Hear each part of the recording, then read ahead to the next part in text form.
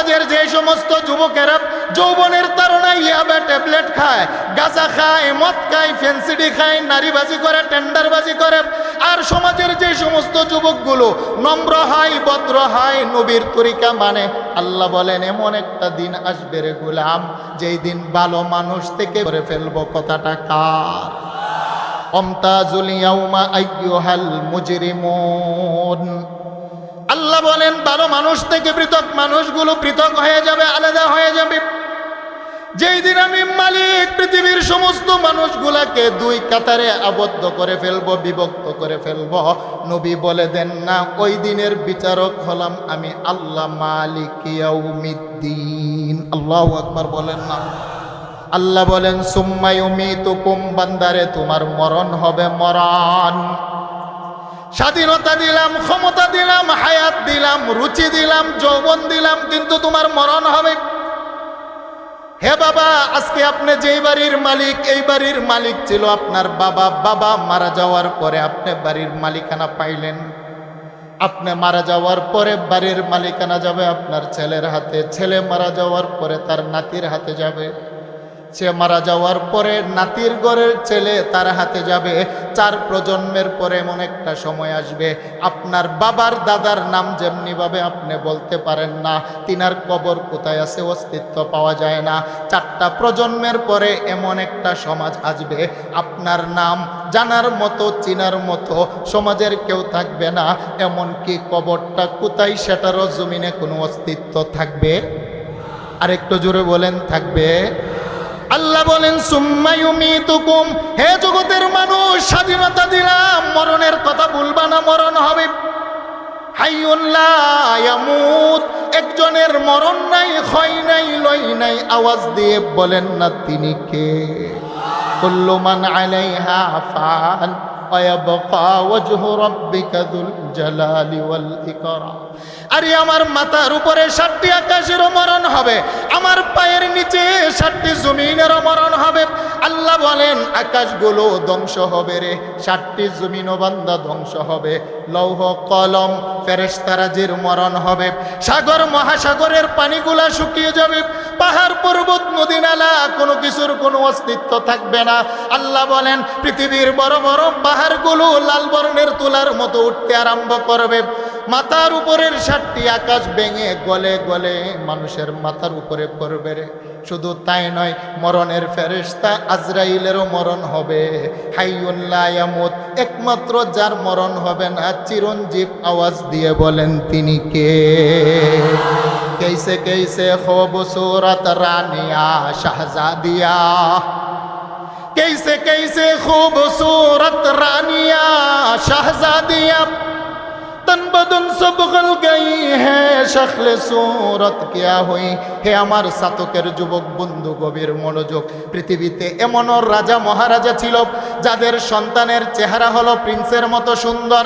রাস্তা দিয়ে হাঁটলে হাজার হাজার সুন্দরী নারী যুবকের চেহারা এক নজর দেখার জন্য উৎপেতে দাঁড়িয়ে থাকতেন। সকালবেলা স্বর্ণের চামচ দিয়ে পনির দিয়ে নাস্তা করতেন। প্রত্যেক দিন দৈনিক 2 বার গোলাপ জলের পানি দিয়ে গোসল করতেন। রানী মহারানীরা রেশমি কাপড় দিয়ে তারা মাথার করুণা বিধি বাঁধতেন। कैसे कैसे खूबसूरत रानिया शहजादिया, लिल्लाहि नहमदुहु व नस्तईनुहु व नस्तगफिर व नु'मिनु बिहि व नतवक्कलु अलैहि व नऊযु बिल्लाहि मिन शुरूरि अनफुसिना व मिन सय्यिआति अअमालिना। من يهده الله فلا مضل له ومن يضلله فلا هادي له، ونشهد أن لا إله إلا الله وحده لا شريك له، لا خالق له ولا والد له ولا وزير له ولا نزير له ولا مشير له ولا معين له ونشهد أن سيدنا وسندنا وحبيبنا وطبيب قلوبنا ومعشوقنا ومحبوبنا وأولانا ومولانا محمد الذي لا نبوة بعد نبوته ولا رسالة بعد رسالته ولا شريعة بعد شريعته ولا طريقة بعد طريقته ولا خلق بعد خلقه ولا كتاب بعد كتابه ولا أمة بعد أمته صلى الله تعالى عليه وعلى آله وأصحابه وبارك وسلم تسليما كثيرا كثيرا أما بعد فأعوذ بالله من الشيطان الرجيم بسم الله الرحمن الرحيم كيف تكفرون بالله وكنتم أمواتا فأحياكم ثم يميتكم ثم يحييكم ثم إليه ترجعون وقال تعالى لهم قلوب لا يفقهون بها وقال تعالى مالك يوم الدين وعن أبي هريرة رضي الله تعالى عنه قال قال رسول الله صلى الله عليه وسلم قال عز وجل أعددت لعبادي الصالحين ما لا عين رأت ولا أذن سمعت ولا خطر على قلب بشر إن الله وملائكته يصلون على النبي يا أيها الذين آمنوا صلوا عليه وسلموا تسليما প্রিয় সাতকবাসী একটা জবানও বন্ধ রাখবেন না দিল মন উজাড় করে যে রাসূলের উপরে একবার দুরূদ শরীফ পড়লে আল্লাহ বলেন আমার হাবিবের খাতিরে উম্মত তোমার উপরে আমি আল্লাহ 10টি রহমত নাজিল করি সুবহানাল্লাহ বলেন গোটা জগতের জন্য আল্লাহর পক্ষ থেকে একটি রহমত যথেষ্ট মান জাআ বিল হাসানা ফালাহু আশরু আমসালিহা আল্লাহ বলেন আমার একটা উসুল আছে নিয়ম আছে কেহ যদি আমাকে এক দেয় আমি বাদশা হয়ে গোলামকে দোষ দেই কেহ যদি আমার হাবিবে কিবরিয়ার উপরে ভালোবেসে একবার দুরূদ পড়ে আমি মালিক 10টা রহমত দিয়ে দিই সুবহানাল্লাহ বলেন আল্লাহ রাসূল বলেন শুধু 10টি রহমতে নয় আল্লাহ পাক 10টি গুনাহ মাফ করেন 10টি পজিশন আল্লাহ বৃদ্ধি করেন ইমাম শাফিঈ রহমাতুল্লাহি আলাইহি ইন্তেকালের পরে তিনার শাগরেদ জিজ্ঞেস করলেন হুজুর আপনাকে আল্লাহ জান্নাত দিয়েছে না জাহান্নাম দিয়েছে ইমাম শাফিঈ বলে আল্লাহ পাক আমাকে জান্নাত দিয়েছে হুজুর বলেন না আল্লাহ আপনাকে কেন জান্নাত দিয়েছে কোন ইবাদতের ভিত্তিতে ইমাম শাফিঈ রহমাতুল্লাহি আলাইহি বলেন আল্লাহ পাক আমার সমস্ত ইবাদত এক সাইডে রেখে বললেন শাফি প্রত্যেক দিন রাতের বেলা বালিশের উপরে ডান হাত মাথার নিচে দিয়ে যতক্ষণ তোমার ঘুম না আসতো তুমি গুনগুন করে হাবিবে কিবরিয়ার উপরে যে দুরূদ পড়তে আমি আল্লাহ দুরূদের বরকতে তোমাকে জান্নাত দিলাম সুবহানাল্লাহ শাহ মুহাদ্দিসে দেহলভী রহমাতুল্লাহি আলাইহি লিখেছে, আদম আলাইহিস সালাতু ওয়াস সালামকে আল্লাহ পাক সৃষ্টি করে জান্নাতে রাখলেন। আদম পয়গম্বরের খায় দায় ঘুরে ফিরে ভালো লাগে না। আল্লাহ বলেন, বুঝছি তোমার একটা জিনিস প্রয়োজন, তুমি ঘুমাও। আদম আলাইহিস সালাতু ওয়াস সালামকে আল্লাহ পাক ঘুম বাড়াইলেন, বাম পাশে দুধের নিচ থেকে একটা হাড় বের করলেন। মা হাওয়াকে বানিয়ে আদম পয়গম্বরের পাশে রেখে দিলেন। আদম পয়গম্বর ঘুম থেকে উঠলেন। উঠার পরে মা হাওয়া দেখতে বড় সুন্দর, কাছে যেতে মনে চায়, দেখতে মনে চায়। ফেরেশতা বলেন, যেতে পারবেন না, ধরতে পারবেন না, আগে বিবাহ করতে হবে। সুবহানাল্লাহ বলেন না। বাবা আদম বলে, বিবাহ করাও। দর্শে নিজামিতে আমরা একটা কিতাব পড়ি, আদম আলাইহিস সালাতু ওয়াস সালামকে ফেরেশতারা বলেন, আপনি বিবাহ করেন। আদম বলে, তাহলে বিবাহ করিয়ে দেন। আল্লাহ বলেন, আদম বিবাহ করতে হলে দেনমোহর দিতে হবে। সুবহানাল্লাহ বলেন না। আদম পয়গম্বর বলে, আল্লাহ আমার কাছে তো টাকা নাই, পয়সা নাই, দেনমোহর দিব কিভাবে? আল্লাহ বলেন, আদম যেদিন তোমার নাক দিয়ে রূহ দিয়েছিলাম, তুমি চোখ মেলে কি দেখেছো? আদম পয়গম্বর বলে, চোখ মেলে জান্নাতের রেজায় রেজায়, পাতায় পাতায় মুহাম্মদ নামে একটা শব্দ দেখেছি। সুবহানাল্লাহ বলেন। আল্লাহ বলে না, তুমি যে জিনিসটা নামটা দেখেছো জান্নাতের পাতায় পাতায়, ওই নামের উপরে 10 বার দুরূদ পড়ে দাও, আমি তোমার আর হাওয়ার বিবাহের দেনমোহর আমি আল্লাহ বন্ধুর দুরুদের মারফতে আদায় করে দিব। সুবহানাল্লাহ বলেন। তাহলে বলেন, দুরুদের গুরুত্ব আছে না নাই? তাই আসুন না, গতকালকে আমি অনেক বলেছি, আমরা সকলে দুরুদ পড়ি। আল্লাহুম্মা সাল্লি আলা, ফ্যানটা বন্ধ করে দিন, সকলেই পড়ি। আল্লাহুম্মা সাল্লি আলা মুহাম্মাদিন ওয়া আলা আলি মুহাম্মাদ কামা সাল্লাইতা আলা ইব্রাহিম ওয়া আলা আলি ইব্রাহিম ইন্নাকা হামিদুম মাজিদ। আল্লাহুম্মা বারিক আলা মুহাম্মাদিন ওয়া আলা আলি মুহাম্মাদ কামা বারাকতা আলা ইব্রাহিম ওয়া আলা আলি ইব্রাহিম ইন্নাকা হামিদুম মজিদ। খুদা দর ইন্তজারে হামদে মানিস্ত, খুদা দর ইন্তজারে হামদে মানিস্ত, মোহাম্মদ চশমে বর্রাহে সনানিস্ত। মোহাম্মদ আজ তুমি খাখম খুদারা, খুদায়া আজ তো হুব্বে মুস্তফারা। মোহাম্মদ হামেদে হামদে খুদা বস, খুদা মদহে আফিরি মুস্তফা বস। একটু জিকির করিলা,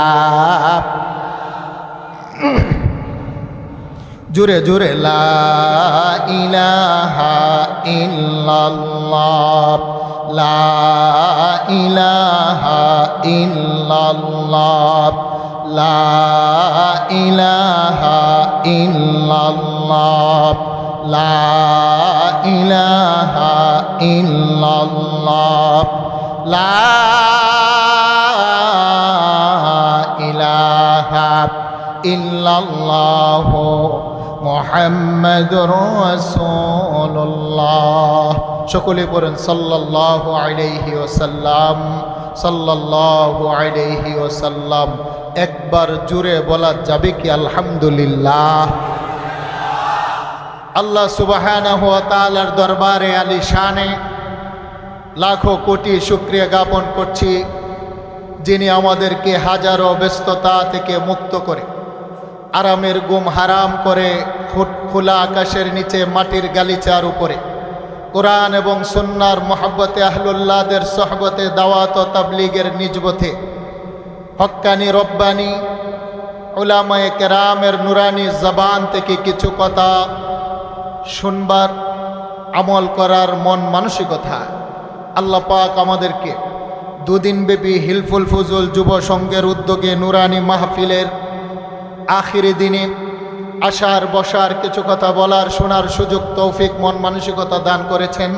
তাই সকলেই একসাথে রব্বে হাকিকের দরবারে শুকরিয়ার বাক্য আদায় করছি, বলে আলহামদুলিল্লাহ।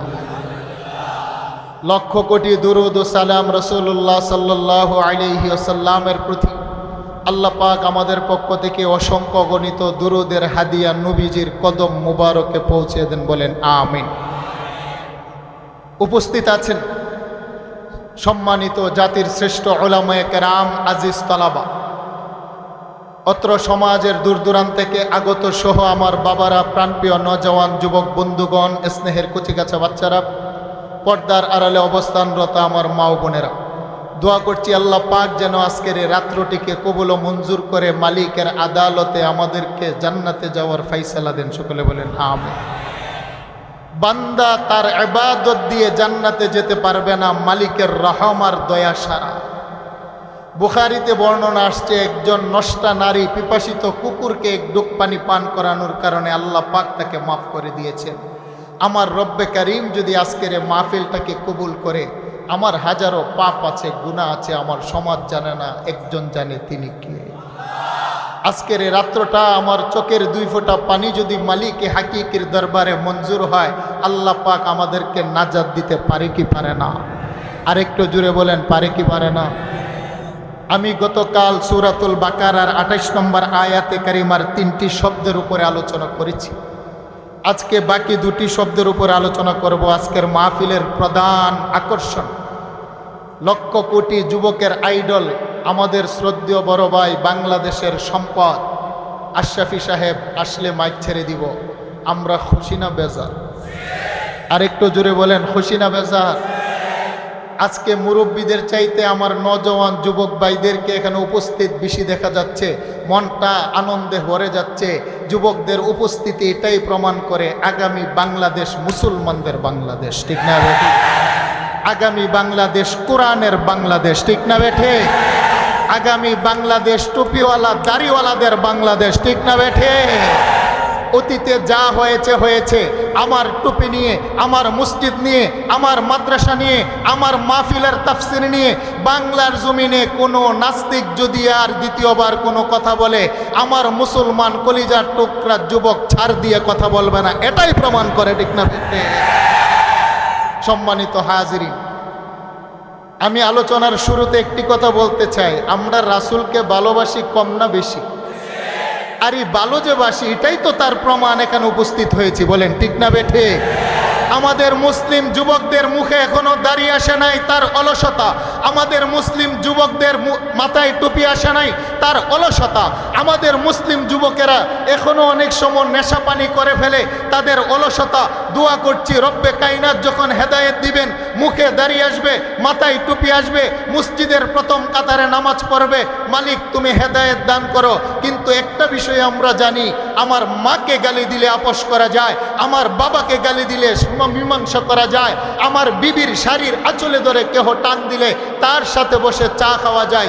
রব্বে কাবার কসম, আমার রাসূলুল্লাহর আকাশচুম্বী শান ও রেসালতের ভিতরে যদি কোনো নাস্তিক আর শাহবাগীরা কোনো টুকা দেয়, ছাড় দিয়ে কথা হবে?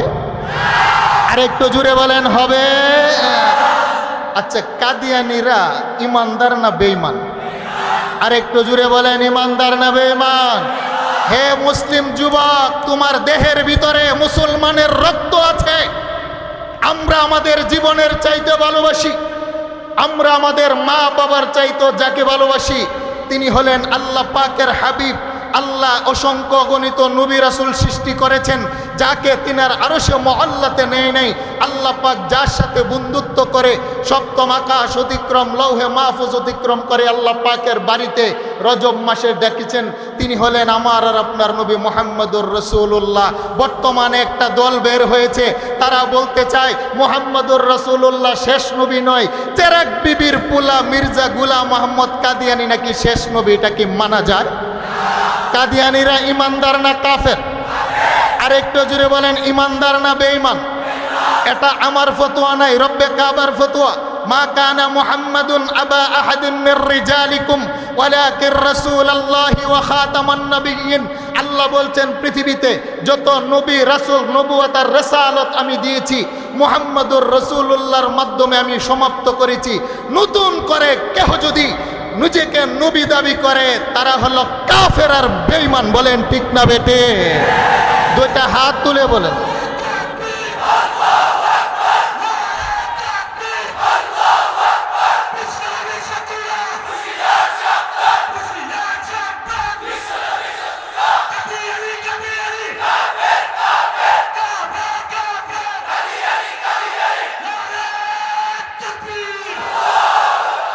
কাদিয়ানীদেরকে যারা কাফের বলবে না তারাও কাফের, বলেন ঠিক না বেঠে? নবীর পরে নবী নাই, সংসদে আইন চাই। আমরা জামাতে ইসলাম বুঝি না, আমরা বিএনপি বুঝি না, আমরা হেফাজতে ইসলাম বুঝি না, আমরা চরমুনাই বুঝি না। আগামী সংসদে যারাই যাবে মুসলমানদের দাবি আইন পাশ করতে হবে। সম্মানিত হাজিরিন, আপনাদের কোনো ভয় আছে? এটা হলো ইমানের প্রশ্ন, বলেন ঠিক না বেঠিক? হ্যাঁ, কাদিয়ানীরা বাংলাদেশের নাগরিক থাকতে পারবে, অধিকার আছে। হিন্দু বাংলাদেশে থাকে, তাদের পরিচয় হিন্দু। বৌদ্ধ বাংলাদেশে বসবাস করে, তাদের পরিচয় তারা বুদ্ধিস্ট। খ্রিস্টান বাংলাদেশে বসবাস করে, যারা নাগরিক তাদের পরিচয় বহন করে তারা খ্রিস্টান। কাদিয়ানীরা বাংলাদেশে থাকবে, যদি নাগরিক হয়ে থাকে তাদের পরিচয় তারা অমুসলিম, বলেন ঠিক না ঠিক? বিষের বোতলে মধুর লেবেল লাগিয়ে বাংলাদেশে চলতে দেওয়া যাবে? আরেকটু বলে যাবে? আল্লাহ পাক আমাদেরকে ইমানের উপরে অটল অবিচল থাকার তৌফিক দেন, বলেন আমিন। বলেন না আমরা কার গোলাম? আরেকটু জুড়ে বলেন। আমাদের হায়াত মওতের মালিক একজন, তিনি কে? গতকালকে আলোচনা করেছিলাম, গভীর মনোযোগ। আমাদের কোনো অস্তিত্ব ছিল না, আমরা ছিলাম মাছের ভিতরে, গাভীর দুধের ভিতরে, আলুর ভিতরে, ভুট্টার ভিতরে, কণা অনুকণা। হাজারো বছর অতিক্রম হয়েছে, আমার নাম নিশানা আমার সমাজে কেউ জানে না। এমন কি আমার মাকে যেদিন আমার বাবা কবুল বলে বিবাহ করে আমার বাবার পরিবারে নিয়ে আসলেন, আমার মা বাবাও কল্পনা করে নাই আমি আর আপনি দুনিয়াতে আসবো, বলেন ঠিক না ঠিক? আল্লাহ বলেন, তোমার বাবার মেরুদণ্ডের ভিতরে শুক্রাণু জমা করে রেখেছিলাম, তোমার মায়ের বক্ষ পাঞ্জরের ভিতরে ডিম্বাণু জমা করে রেখেছিলাম। ভালোবাসা মহাব্বতের মাধ্যমে ধীরে ধীরে তোমাকে 4 মাসে সৃষ্টি করে বাকি 6 মাস মায়ের পেটে রেখে পূর্ণাঙ্গ মানবের আকৃতি দিয়ে আশরাফুল মাখলুকাতের লকব মুকুট তোমার মাথায় পটিয়ে বান্দা দুনিয়াতে এনে আমি আল্লাহ তোমাকে জ্ঞান বুদ্ধি ক্ষমতা যা আছে সব কিছু দিয়ে তোমাকে ছেড়ে দিলাম। পাশাপাশি 2টা রাস্তা দিলাম, একটা হলো সঠিক রাস্তা, আরেকটা হলো বেঠিক রাস্তা। একটা হলো আমি আল্লাহর পথ, আরেকটা হলো শয়তানের পথ। যারা আমি আল্লাহকে বন্ধু বানায় তাদের ঠিকানা হলো 8টি জান্নাত, আর যারা শয়তানকে বন্ধু হিসাবে গ্রহণ করে তাদের ঠিকানা হলো জাহান্নাম। বুঝে থাকলে বলুন ফাইসালা কথাটা কার? আরেকটু জুড়ে বলেন কার? আল্লাহ বলেন, তবে শোনো, দুনিয়াতে তুমি যাই কিছু করো তোমার হিসাব হবে না। দুনিয়া হলো দারুল আমল, আমলের জায়গা। বান্দা তুমি নামাজ পড়ো, এটারও রেকর্ড হচ্ছে। তুমি জেনা করছো, এটারও রেকর্ড হচ্ছে। তুমি সুদ খাচ্ছ, এটারও রেকর্ড হচ্ছে। সারা রাত তাহাজ্জুদের বিছানায় সেজদা পড়ে প্রভুর দরবারে চোখের পানি ফেলছো, আল্লাহ বলেন এটারও রেকর্ড হচ্ছে। বান্দারে, যদি তুমি তোমার বাম পাশে দুধের 2 আঙ্গুল নিচে আমি আল্লাহ একটা গোস্তের টুকরা দিয়েছি কলব, এই কলবের ভিতরে যদি আমি মালিকরে তুমি জায়গা দিয়ে আমাকে ভালোবাসা দিয়ে পাশাপাশি মুহাম্মদুর রাসূলুল্লাহর আদর্শকে যদি গলা মালার বানাতে পারো বান্দা, আমি কিভাবে রেকর্ড করি জানো? তুমি রাত্রের বেলা ঘুমের ঘরে প্রচণ্ড ঘুমের ভিতরে তুমি যখন ডান দিক থেকে বাম দিকে হওরে বান্দা, তোমার মনের অজান্তে অনেক সময় আল্লাহ বলে ডাক দাও। আল্লাহ বলেন, গোলাম তোমার ওই ডাকটা তোমার মনের অজান্তে ঘুমের ঘরে দাও, আমি মালিক আমাকে ভালোবাসার কারণে তোর ডাকটাও আমি রেকর্ড করে রাখি।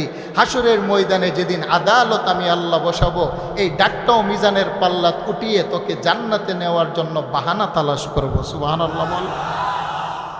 আর যদি তোমার বাম পাশে দুধের 2 আঙ্গুল নিচে একটা গোস্তের টুকরা কলব দিয়েছি আমি মালিক, কলব পাওয়ার পরে যদি সে কলবের ভিতরে আমি মালিককে তুমি জায়গা না দাও, ভালোবাসা না দিতে পারো, আল্লাহ বলেন শোনো বান্দা, রাস্তায় হাঁটার সময় চোখের কর্নার দিয়ে বেগানা নিরের দিকে তুমি তাকিয়েছ, শয়তানের রাস্তা অবলম্বন করেছ, এটারও রেকর্ড হচ্ছে আমার আদালতে বান্দা। এটাও আমার আদালতে হিসাব হবে, মাপা হবে। এটাকে কেন্দ্র করো আল্লাহ বলেন, বান্দা কিভাবে নাফরমানি করো, অস্বীকার করো, তুমি মৃত ছিলে তোমাকে জীবিত করলাম। আল্লাহ বলেন, জিন্দা করে মানুষ করে দুনিয়াতে পাঠাইলাম। তবে শোনো বান্দা, নামাজি আর বেনামাজি এক পাতিলায় খানা খাবে, আমি বাধা দেব না। রোজাদার বেরোজদার এক পাতিলায় খানা খাবে, আল্লাহ বলেন আমি বাধা দেব না, পৃথক করব না। সমাজের একটা ভদ্র যুবক অভদ্র যুবক আল্লাহ বলেন এক পাতিলায় খাবার খাবে, আমি দুনিয়াতে পৃথক করব না। একজন জেনাকারী মানুষ আর একজন নম্র চরিত্রবান মানুষ এক বাজারে বাজার করবেন, আল্লাহ বললেন পৃথক করব না। সেই জন্য সমাজের ভিতরে যারা সুদখোর ঘুষখোর নামাজি আল্লাহওয়ালা বেনামাজি একই পাতিলার খাবার খেতে পারে, একই বিছানায় ঘুমাতে পারে, একই বাজারে বাজার করতে পারে, একই মসজিদের ভিতরে নামাজ পড়তে পারে, কোনো বাধা নাই।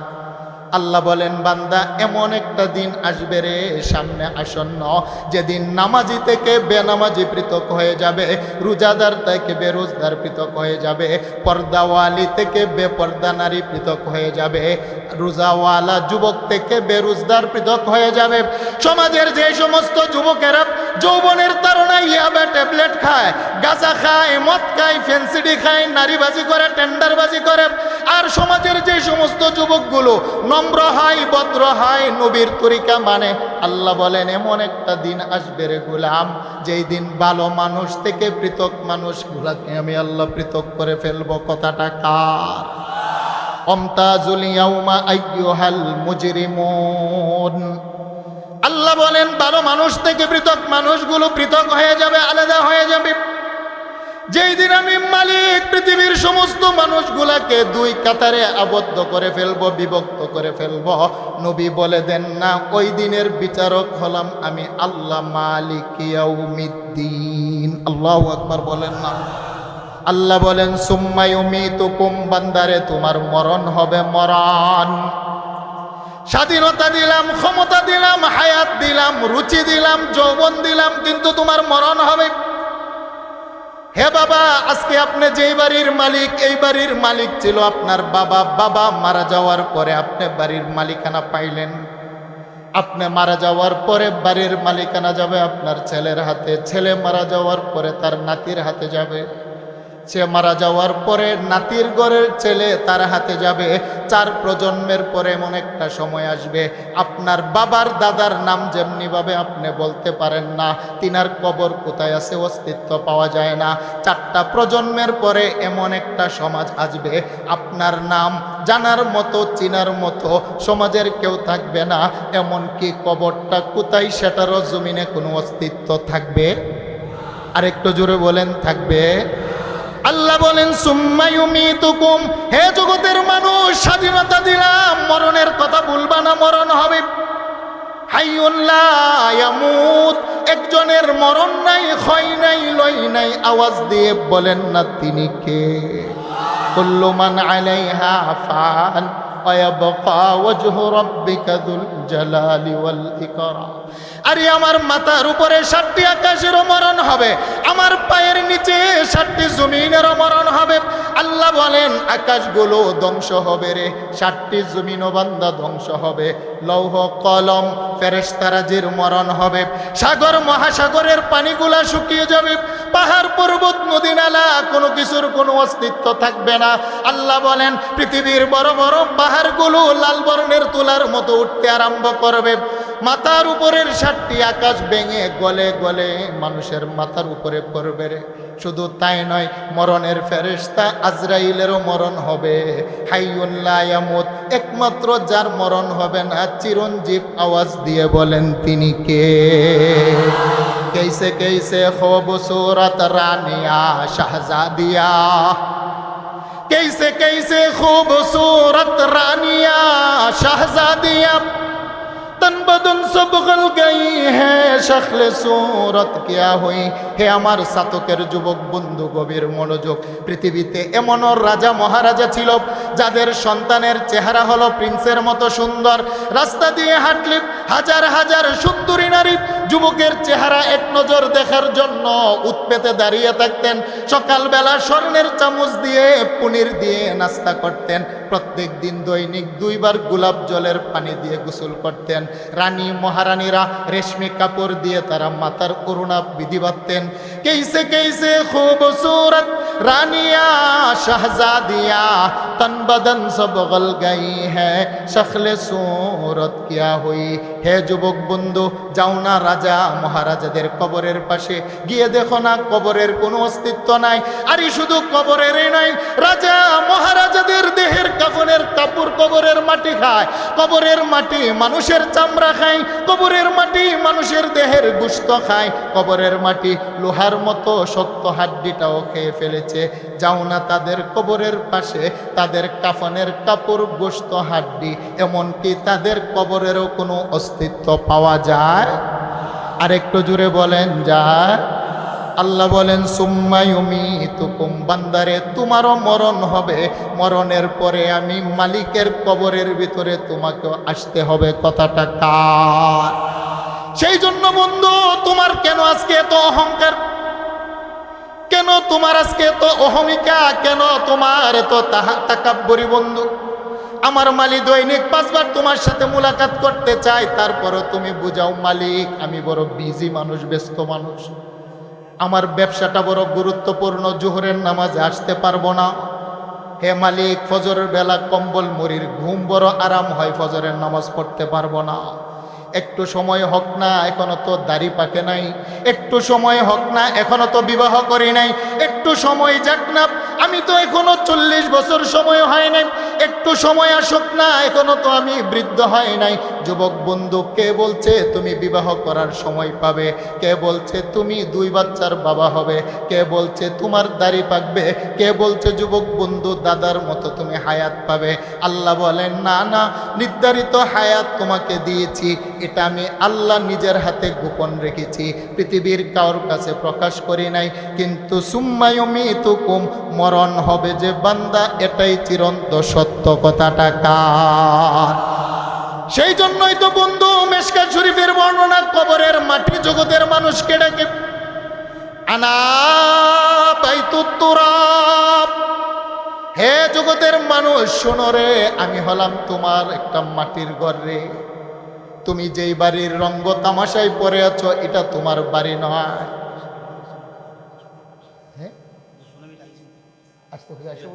আচ্ছা, কবর বলে আনা বাইতুত তুরাব। আল্লাহু আকবার বলেন না। কবর বলে আমি হলাম একটা মাটির ঘর, আমার ডানের দেয়ালও মাটি, আমার বামের দেয়ালও মাটি, আমার সামনের দেয়ালও মাটি, আমার পিছনের দেয়ালও মাটি। আনা বাইতুল ওয়াহদাতি, আমি হলাম একটা নির্জনতার ঘর। আনা বাইতুদ দুদ, আমি হলাম একটা পোকামাকড়ের ঘর।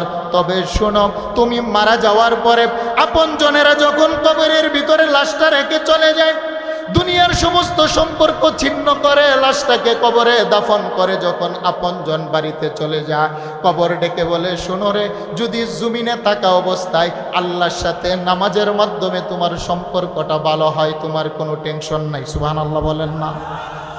যদি দুনিয়াতে থাকা অবস্থায় রোজার মাধ্যমে মালিকের সাথে সম্পর্কটা তোমার ভালো হয়, দুনিয়াতে থাকা অবস্থায় যদি মুহাম্মাদুর রাসূলুল্লাহর আদর্শকে তুমি গলার মালা বানাতে পারো, কবর বলে বললাম তোমার কোনো টেনশন নেই। আল্লাহ রাসূলও বলেন আল কবরু রাউযাতুম মিন রিয়াজিল জান্নাত আও হুফরাতুম মিন হুফারিন নার।